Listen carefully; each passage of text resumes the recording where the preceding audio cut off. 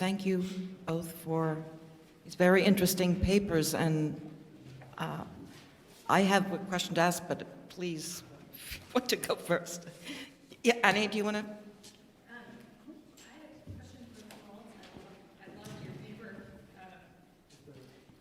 Wait, the microphone's coming, yeah. Yeah, I loved your paper. In part just because I didn't know about that that the law against serialization, and I think I found that really interesting. I wanted to ask about genre a little bit, because mostly just because I'm curious. I don't know this novel, but I have written and teach a lot about the 18th century novel in English and economics. So I was wondering about, I've long been interested in the idea that the realist novel is the genre of the contract, right? That sort of fairly conventional argument, and that as a result of it being the genre of the contract, it's also maybe the genre of the wage and the genre of credit. And I was wondering whether I would guess that that this novel is sometimes characterized as a picaresque instead of a sort of conventional realist novel. I mean, it sounded picaresque-ish, and so I was just wondering about that and whether or not, like, I mean, one of the things that I've been thinking about is the possibility that if the realist novel is the genre of contract and the wage and credit, that the picaresque is the genre of price and debt and uncertainty. And so I was just sort of wondering whether or not it is a picaresque, or whether, because it seems like it kind of is a picaresque that gets wrapped up into a kind of Bildungsroman or something. So I just wanted to know if you had anything to say about genre and about whether or not, to the extent that this is a novel that fails to conclude and fails to resolve the debt relation, whether or not it also, in that sense, sort of evades the closures of the realist novel as the form of contract. Thank you. That's a very interesting question. I think you can't really. Well, it's usually in literary history. We can read that Marivaux's novels are the sort of premises of realistic novel, but as you could see, they're not realistic at all, and it's another age of novel, really. And most critics, a lot of critics have thought about this unachievement, this incompleteness of the novel, which is not rare. A lot of them are not finished. And I thought it was interesting to look at this incompleteness, not as an accident, but as a kind of structural act, from the novelist, saying this novel is not a contract in this way, and the contract would be, on the contrary, not to have a contract and to say, I'm not giving you the end because I'm not giving you the meaning, and it's for you to look for it. And I think that's so. My answer would be that it's not as a realistic novel as such. I would say. Could I add just to? I really loved your presentation, because it made me think also, when we talk about the rhetoric of debt, most often we talk in terms of temporality and of narrative. And what I think you demonstrated is that narrative is one rhetoric, but the enunciation of a text, the relation between protagonists and narrators and authorial voices and so on, are actually a very apt way of presenting this kind of relationality that we're dealing with in debt. And I think it's something that we need to accommodate to our readings of a wide array, really, of debt-ridden or finance literature. It's the multiplicity of enunciations that makes it difficult to read and to sort of fix the meaning of that, really. Okay, so Peter, and then I think Tim. So thank you for these two wonderful papers.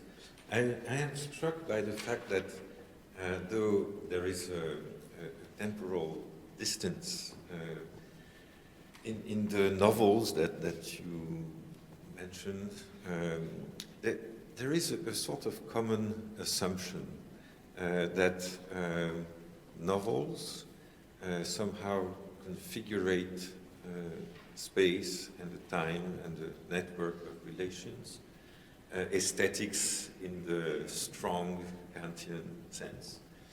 And so, actually I have a question that is about, maybe more for Frederik, about the use of this intriguing notion of financialization and the verb to financialize, and specifically its past participle form, financialized. So it was a recurring term during your fascinating talk.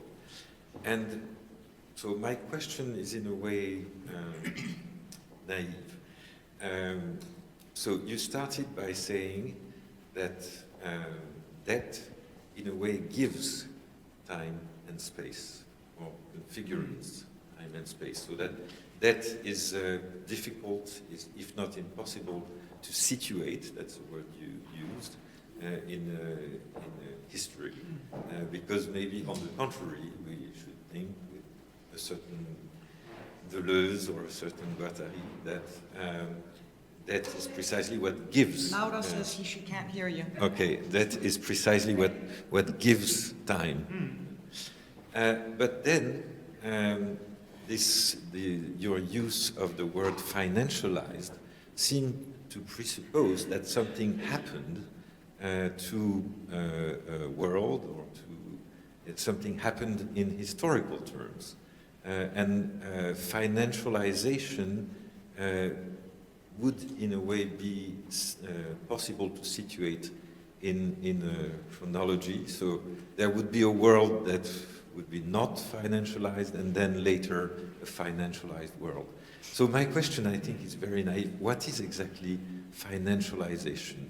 When, how can we speak about a financialized world? Is that an event that happened some day or in a certain time? Is that a process? But both hypotheses would presuppose that there is a temporality to financialization, that financialization is included in a pre-existing temporality.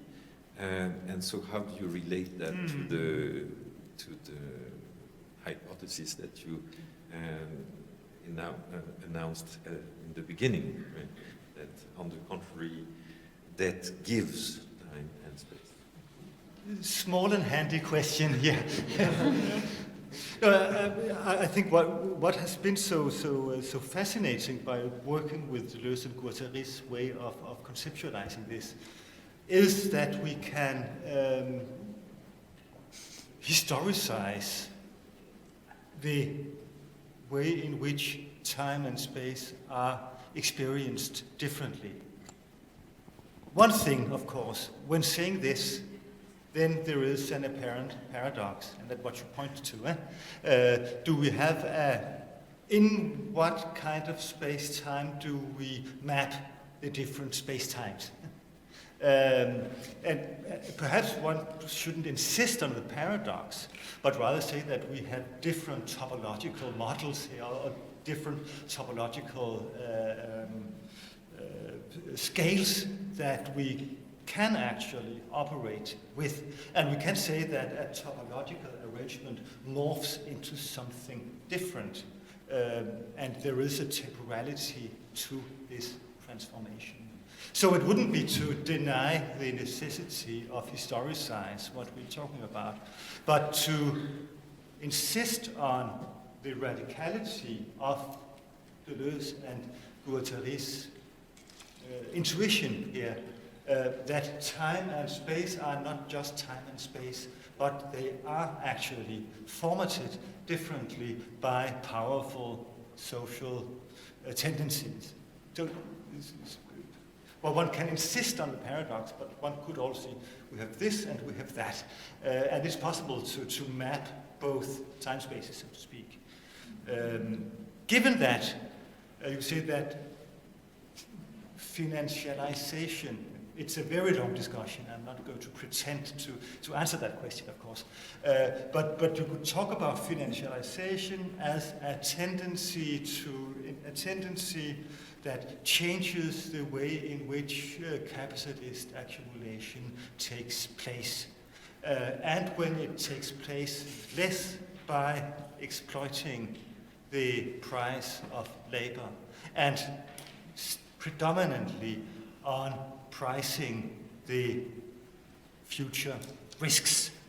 And when a main part of economical development and drive comes from this mechanism, then we could say, let's call that financialization. And if we do that, what kinds of organizations of time and space do these procedures lie? And they're different from the ones that we would associate with earlier configurations of relationships between those who are dispossessed and those who are in possession. It's unsatisfactory to do it so brief, but necessary.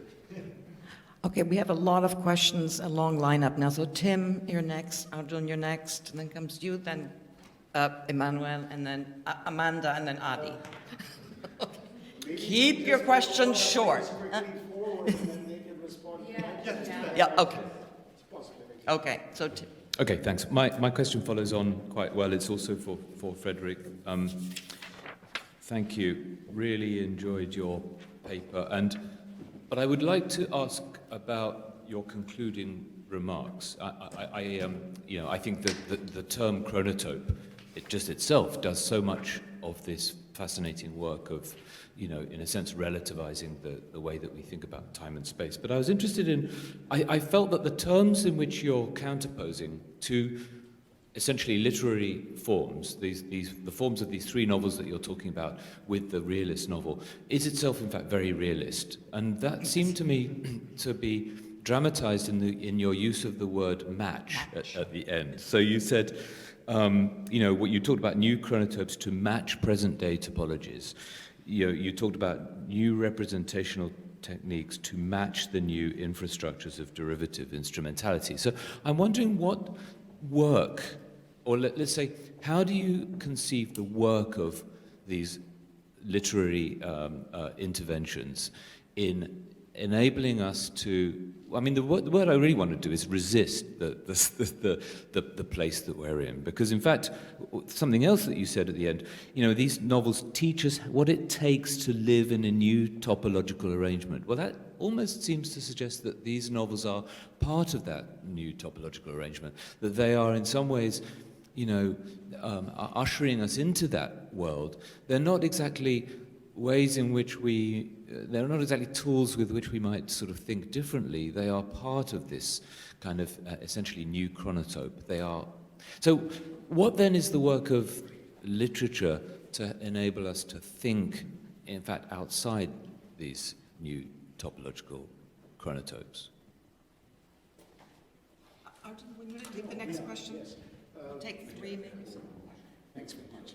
Well, both papers, again, fascinating, but because I work in the relatively recent past, I'll put my question mainly to Frederik, but I hope it has some connection to the 18th century, to the first paper by Florence. So, and it's a response partly to Peter's very important and difficult question, and also to our colleague whom I have not yet met just now. So this is what I'm thinking, that first of all, I tend to think that as with globalization, the other big word, which financialization too can be a accommodated without having to choose between the long continuity story and the rupture story. So I have financialization 1, which is an old thing, people making money out of money, thinking about risk, insurance, deep history. Then there's F2, you might say, which is, to me, has a very specific history. It's a rupture history, it's the early 70s, it's Black-Scholes, it's the valuation of options and futures. It has nothing to do with stocks, companies, it has to do purely with something else. And there's an instrument for that. It's a wealth-generating instrument. It does generate a lot of wealth. It's a very specific history. It's a break. So then you have the paradox of someone like David Graeber, who writes 5,000 years of debt, which you could do, but actually has nothing to say about what happens after 1970, when the whole world is organized around debt. But that's where his work stops. So, but you can't do that because there is a long history of debt, of wealth, of price. And of course, many of these papers are talking about that long history. And my thought on that is further that there is something in my mind, and here I'm very much not in literary studies of any type, but trying to read them as much as I can. There's something about, let's say, the relationship of linguistic to literary structure, which is what I think changes, if you like, in the way space and time are produced by finance, not in, say, the 18th century, and how that might happen now. And that I put this just as a speculation, that there's something structural, which we may call linguistic, about the forms, and then there's something literary, which is to say narrative, etc. And like Daman and so on, struggling with that, somehow to do that. I think somewhere there is where one would have to tell the story of what has changed. But I still think your question is for me also, a very, very crucial one, which is that if, say, finance and financialization produce, you see, their environments radically differently, then what access do we have to a story about how they themselves are historical? It's like ritual for me. You know, ritual was long seen in anthropology as something you studied from the context. But then we learned that ritual actually illuminates its context. So how do we, quote, study ritual? Well, we still do somehow, but I think it's like that with finance, that it's environment producing, but that doesn't mean it's unstudiable. But these are all wonderful questions, and I want to thank you both for terrific papers once again. Do you want to go? Just we'll accumulate them, otherwise we're not. It may be not a question, so I was really interested by both your communication.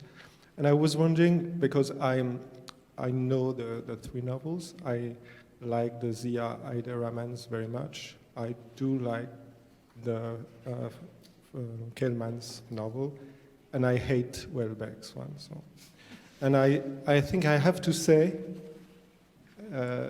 it's on record. I don't know if it should be off record. I have to say that Welbeck, he's the absolutely opposite of Marivaux and Deleuze. And the whole world thinks he's a French ironist, but he's not an ironist. He's a far-right, racist and sexist misanthrope, disguised in a French ironist. And we French are not all ironists. And it makes me wonder, couldn't this aesthetics of new chronotopic condition blur ancient domination patterns, materialists, archaisms, on many things like that? So. Good, I think you were next in line. Yeah, I'll try to keep it short. Just a compliment to Peter's question. You said, and I think it also interests Florence, you said that depth generates time and space, and I think you historicized actually the fact that depth narratives have lost their sense of an ending.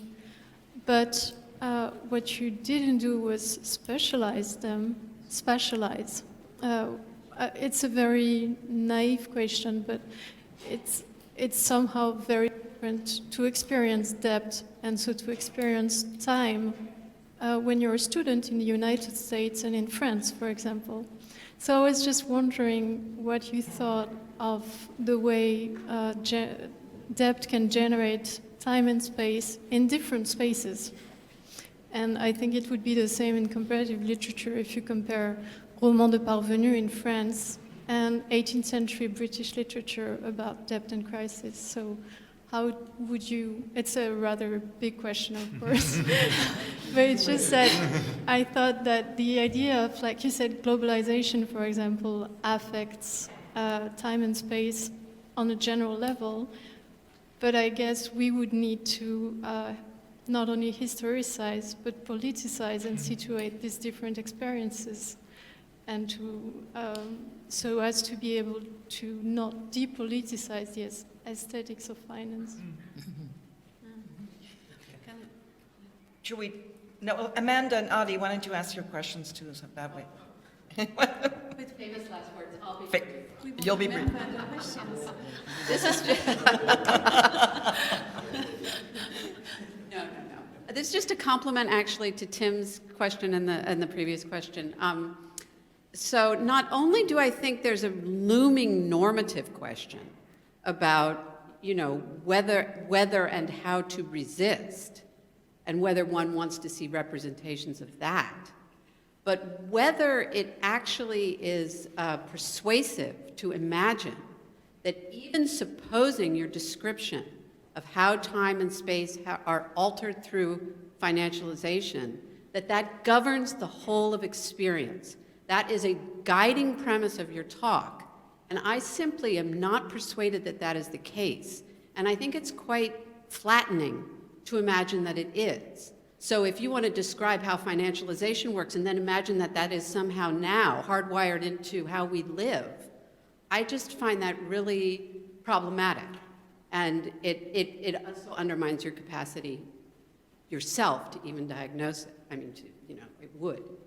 It seems to me. And I just as a kind of, just as one kind of counterexample, I would raise Mohsin Hamid's The Reluctant Fundamentalist, which juxtaposes the narrator's experience of working in finance with a very different kind of existential apprehension of the conditions of trauma, loss, migration, and geopolitics that are like profoundly ethically animated and confronted and explored in a way that both trivializes and condemns the work he's doing in finance. So I don't know. So that's just like, that's, I think, to be really blunt, and just as a kind of like a translation of Tim's comment, there's something creepy about sort of like wanting this to now govern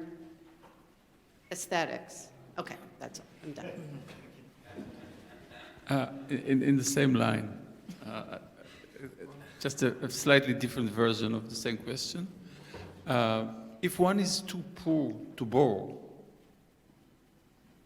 and cannot enter even the financial market, is he governed by the same kind of temporalization of specialization that you describe? Now, I think that you're, we differ a little bit, but the power of this description to capture the effect of financialization within the sphere where financialization is operative. But if one who is not, who is too poor to borrow is not part of it, or lives his space-time experience in a different way, then you have to give an account of the coexistence of these different temporalities. And I wonder if a concept like heterotopia, heterochronos, would be would fit here. And naturally, we already have the metaphor of the bubble, the financial bubble, to describe this. Who would like to go first? You want to go first, Florence? Yeah. Because I'm less going to be quicker. I'm less. Well, I'm going to answer to maybe to several, but I'm not sure I followed everything. But about what Raphael said, of course, it might have sounded a bit depoliticized or dehistoricized, but the first answer is very weak, is that in 30 minutes it's difficult to give the context. Second answer is that obviously there would be it has been already done, but it's very difficult, I think, to actually reach a firm discourse about this. A difference between Protestant and Catholics in the conception of credits, of credit, obviously. And for the French case, there is obviously, I didn't talk about it because I can't talk about it all the time, but there is the law trauma as well that makes it, that's another criterion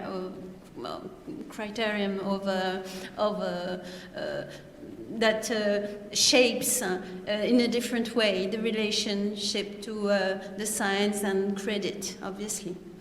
But what I would like to have is that if Marivaux's reflection on the disjunction between science and actions is so interesting, it's because it reaches an anthropological dimension as well. And that's why the text is still talking to us, maybe more than some of very, very modern novels, because they're so static, so they don't say anything to us. So that would be my answer. Weak answer is that we can't do everything in 30 minutes, and the strong answer is that you don't need necessarily the context to analyze the effect of the text on the reader, even on today's reader. That's how I try to read it, as a today's reader. So. Thank you for all those different contributions. It's so wonderful to take place in such discussion. But perhaps start out with Amanda, because is this a flattening description? Yes, of course it is. But I think we should consider seriously, is this just a ripple of something, or is capitalism actually entering into a phase where things work differently and have new kinds of consequences? I think that Annie was talking about that this morning. Arjun has been talking about it in a different way. If we actually see that something is changing in capitalism, and something is changing in the conditions that it puts on the availability of space and time in our lives, then perhaps, yes, it might be generalizing, but let's generalize for a moment to see, are there some new tendencies that make us think about time-space relations differently, and not necessarily for the better for our lives, but nonetheless, something happening around us. If this is the case, we can try to describe it in the terms of anthropology, of social sciences.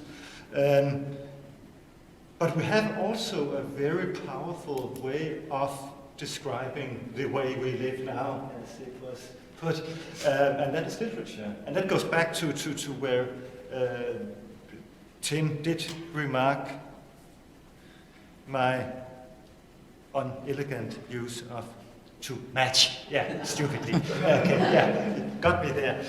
But, I mean,